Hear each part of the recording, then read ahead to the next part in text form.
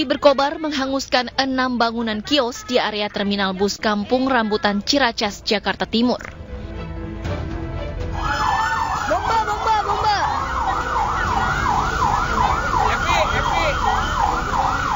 Sejumlah pemilik kios berusaha memadamkan api dan menyelamatkan barang berharga dari dalam kios.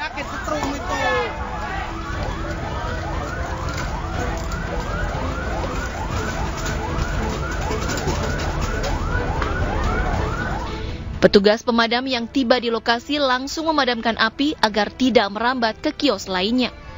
Kebakaran diduga terjadi akibat kebocoran tabung gas dari sebuah warung nasi saat digunakan untuk memasak.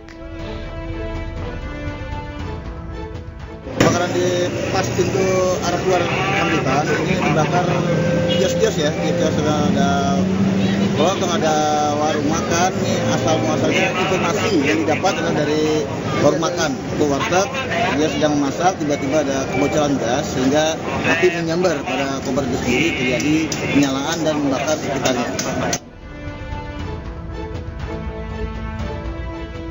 Akibat kebakaran, kendaraan yang akan masuk dan keluar melalui terminal Kampung Rambutan hanya bisa menggunakan satu jalur. Tak ada korban jiwa dalam musibah ini, namun kerugian ditaksir mencapai ratusan juta rupiah. Dari Jakarta, Rio Manik, iNews melaporkan. Pemirsa, Polda Sumatera Barat membantah telah menutup kasus tewasnya Afif Maulana di Jembatan Keranji, Kota Padang. Hingga saat ini, Polda Sumbar pun masih melakukan proses penyelidikan dan juga mencari bukti-bukti baru terkait kasus kematian Afif Maulana. Kami dari Polda Sumatera Barat akan meluruskan informasi, berita, isu-isu yang berkembang bahwa Polda Sumatera Barat sudah menghentikan kasus penemuan mayat di Jembatan Keranji. Jadi sampai saat ini sesuai dengan apa yang disampaikan Bapak Kapolda pada saat press conference pada hari Kamis yang lalu, bahwa jelas Polda Sumatera Barat sampai saat ini masih mencari dan masih menyelidiki serta mencari informasi untuk dijadikan keterangan, ya, mencari saksi, mencari barang bukti untuk dijadikan keterangan yang sudah kita lakukan sampai saat ini.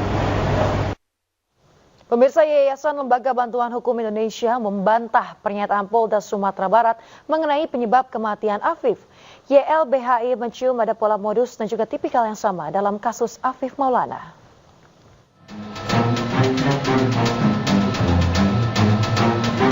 Yayasan Lembaga Bantuan Hukum Indonesia atau YLBHI Jakarta mengungkapkan perkembangan kasus Afif Maulana, korban dugaan kekerasan oknum polisi di Padang, Sumatera Barat. YLBHI membantah pernyataan Polda Sumatera Barat mengenai bahwa Afif Maulana tewas akibat melompat dari jembatan Keranji karena diduga menghindari kejaran polisi saat tawuran. Yang baru dia akui hanya penyiksaan di Polsek Keranji. Memang benar kesalahan prosedur, tetapi yang di jembatan Keranji belum diakui sampai saat ini. Untuk itu kami akan terus teman-teman berjuang untuk mengungkap misteri satu kesatuan utuh TKP ini, mulai dari jalan, jembatan, polsek dan juga Polda Sumbar begitu. Nah, ini yang kami sedang upayakan dan memang kami merasa bahwa Polda sangat tergesa-gesa. Mereka baru memeriksa sekian saksi, baru ayah korban yang diperiksa, lalu ada saksi F yang diperiksa, ada saksi A yang diperiksa. Saksi F dan saksi A ini diamankan di Polsek Keranji. Belum ada pemeriksaan terhadap saksi-saksi lain yang diamankan juga. Dan kemudian sudah memeriksa anak buahnya yang katanya 45 orang itu. Lalu bagaimana mungkin dengan hanya memeriksa sekian orang itu belum tahu utuh ceritanya, polisi tiba-tiba sudah ambil kesimpulan lompat, sudah ambil kesimpulan kepleset, atau sudah ambil kesimpulan kemudian kasus ini adalah tidak ada dugaan tindak pidananya. Di situ kami merasa sangat aneh teman-teman begitu. Ada 9 pola modus dan tipikal yang sama ditemukan Yayasan Lembaga Bantuan Hukum Indonesia dalam kasus Afif Maulana dengan kasus kekerasan sebelumnya. Polisi kerap melakukan penyangkalan, penghilangan CCTV atau barang bukti, lambatnya pengungkapan kepolisian, tidak adanya proses pidana, dan membuat nama institusi Polri kembali tercoreng, apalagi korban adalah anak di bawah umur. Nah, Dari peristiwa AM ini dan 17 anak lainnya, YLBHI menemukan setidaknya ada 9. Ada 9 kesamaan, 9 modus, 9 tipikal di mana itu sama karakternya. Yang pertama, karakter di kasus AM yang sama dengan peristiwa Oki, Brigadir J di kasus Sambo dan lain-lainnya. Pertama, ada penyangkalan. Pasti dari awal tuh penyangkalan, tidak ada apa-apa, SOP-nya benar. Tidak ada unsur di mana curiosity, penasaran. Tidak ada unsur sesuai dengan SOP di mana polisi wajib menyelidiki. Itu jelas pelanggaran SOP kepolisian sejak awal. Setiap proses penyiksaan wajib dihukum maksimal, apalagi pelakunya aparat. Ya. Nah, pertanyaannya kenapa Kapolda, kenapa Polda kemudian turut melakukan upaya-upaya proteksi kepada aparat di bawahnya? Padahal kan ini kan soal bagaimana ada orang yang melakukan kejahatan, jangan dilindungi dong. Kalau dilindungi berarti kelembagaannya sama gitu. Harusnya Kapolda memeriksa dengan cepat. YLBHI menuntut agar Kapolri mengungkap secara transparan kasus anak Afif Maulana ini. Dari Jakarta, Steven Patinama, Guntur Zulkarnadi, iNews melaporkan. Pemirsa, polisi mengambil sejumlah sampel dari sisa kebakaran rumah wartawan di Karo, Sumatera Utara. Polda Sumatera Utara belum bisa pastikan penyebab kebakaran rumah wartawan yang tewaskan 4 orang tersebut.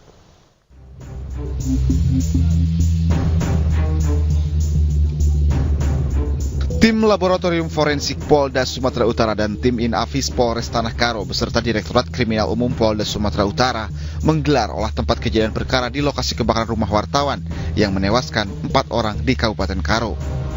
Dalam penyelidikan ini, polisi juga mengambil sejumlah sampel sisa kebakaran untuk mengetahui penyebab kebakaran rumah wartawan. Sementara terkait dugaan rumah korban dibakar orang tak dikenal, polisi masih menyelidiki hal tersebut.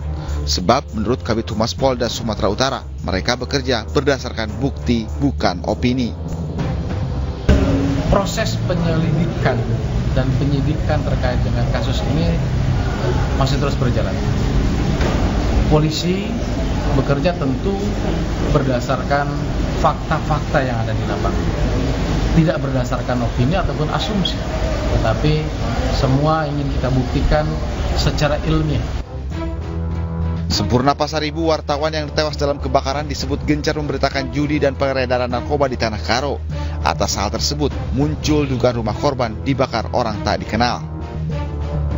Memang benar, selama beberapa hari terakhir ini, beliau sering menyoroti itu masalah judi dan narkoba yang ada di Tanah Karo. Dan bisa kita lihat juga dari postingan-postingan beliau tersebut di media sosial. Segera mengusut tuntas masalah ini dan dibuka sejelas-jelasnya kepada publik. Apa dan kenapa ini, Bang? Apa dan kenapa agar terjadi simpang siur. Ya, biar tidak jadi simpang siur di kalangan masyarakat. Terkait peristiwa dugaan pembakaran rumah wartawan oleh orang tak dikenal, Ikatan Jurnalis Televisi Indonesia atau IJTI mengutuk hal tersebut dan meminta polisi untuk usut tuntas peristiwa tersebut. Tim Liputan iNews melaporkan.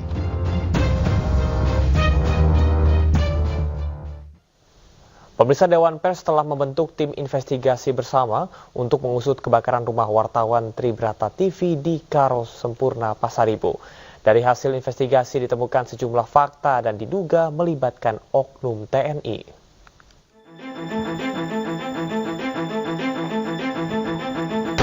Tim investigasi yang melibatkan aparat dan unsur jurnalis menemukan sejumlah fakta dalam peristiwa yang menewaskan 4 orang dalam satu keluarga di Karo, Sumatera Utara. Tim investigasi menemukan fakta jika peristiwa tersebut terkait dengan pemberitaan korban terhadap perjudian di wilayah Kabupaten Karo. Komite Keselamatan Jurnalis KKJ juga menyatakan adanya dugaan keterlibatan oknum TNI dalam peristiwa ini. Atas temuan itu, Dewan Pers meminta polisi untuk membentuk tim penyelidikan yang transparan dalam mengusut kasus ini. Dari hasil investigasi, ditemukan sejumlah fakta bahwa kasus kebakaran yang menewaskan 4 orang tersebut terjadi setelah korban, yaitu saudara Riko Sempurna Pasaribu, memberitakan perjudian yang ada di Jalan Kapten Bom Ginting, Kelurahan Padang Mas, Kecamatan Kabanjahe, Kabupaten Karo, Sumatera Utara, dan diduga melibatkan oknum TNI. Atas kejadian tersebut, Dewan Pers meminta Kapolri bersama Kapolda Sumatera Utara membentuk tim penyelidikan yang bersikap adil dan imparsial dalam mengusut kasus ini. Sebelumnya, kebakaran terjadi pada 27 Juni lalu di rumah wartawan Tribrata TV. Korban Sempurna Pasar Ibu bersama istri, anak, dan cucunya tewas dalam peristiwa tersebut. Belakangan diketahui, peristiwa kebakaran terjadi akibat sengaja oleh sejumlah oknum tidak dikenal. Dari Jakarta, Anggita Maura, Indra Okta, iNews melaporkan. Kita beralih ke informasi selanjutnya. Pemirsa, Polda Jawa Barat selaku termohon membacakan jawabannya atas gugatan pra-peradilan Peggy Setiawan. Kuasa hukum Peggy Setiawan menyebut dalil Polda Jabar yang disampaikan di persidangan melantur. Pemirsa, sidang pra-peradilan tersangka kasus pembunuhan Vina dan Eki, Peggy Setiawan, kembali digelar pada Selasa kemarin. Agenda sidang adalah pembacaan jawaban dari Polda Jawa Barat atas surat permohonan dari Peggy Setiawan. Dalam jawaban tersebut, Polda Jabar menolak dalil yang disampaikan oleh tim Peggy Setiawan dalam surat permohonan. Polda Jabar meyakini penetapan Peggy sebagai tersangka tersebut sudah berdasarkan dan telah memenuhi barang bukti yang cukup dan juga sah. Sementara itu, pemirsa, kuasa hukum Peggy Setiawan, Marwan Iswandi, menyebut jawaban Polda Jabar yang disampaikan di persidangan melantur. Mereka seharusnya melengkapi alat bukti itu. Apa yang disangkakan? Matinya Eki kan apa? Karena benda tumpul, seharusnya ada benda tumpul dicari. Ada nggak sidik jarinya Peggy Setiawan? Itu baru saya bilang good. Dan mereka sangat tidak profesional. Saya berani mengatakan tidak profesional. Katanya waktu dia habis dari dibunuh itu kan dipeluk katanya sama Peggy Perong. Otomatis kan di baju itu ada darahnya ini, ada darahnya si Peggy, si Eki atau si Pina. Sidang pra-peradilan Peggy Setiawan kembali dilanjutkan di Pengadilan Negeri Bandung, Jawa Barat pada Selasa kemarin. Kali ini agenda sidang adalah replik yang dibacakan tim kuasa hukum Polda Jawa Barat.